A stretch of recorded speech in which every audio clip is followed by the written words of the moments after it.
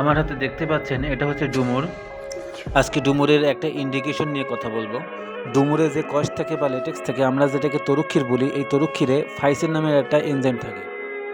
এই ফাইসিন হলো একটা প্রোটিওলাইটিক এনজাইম। এই প্রোটিওলাইটিক এনজাইম প্রোটিন ভেঙে দিতে পারে।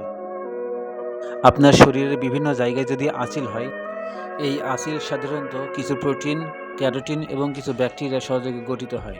ডুমুরের লেটেক্সে যে ফাইসিন থাকে, প্রোটিওলাইটিক এনজাইম, সেই প্রোটিওলাইটিক এনজাইম প্রোটিন ভেঙে দিতে পারে, ক্যারোটিন ভেঙে দিতে পারে এবং কিছু ব্যাকটেরিয়া ধ্বংস করতে পারে।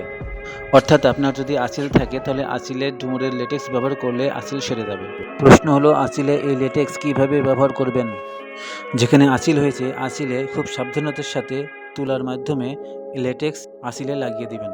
তারপর সেটাকে পরিষ্কার ন্যাকড়া বা ব্যান্ডেজ কাপড় দিয়ে সুন্দর করে বেঁধে দিবেন। এরকম দিনে 2 বার কিংবা 3 বার ব্যবহার করে বেঁধে দিবেন।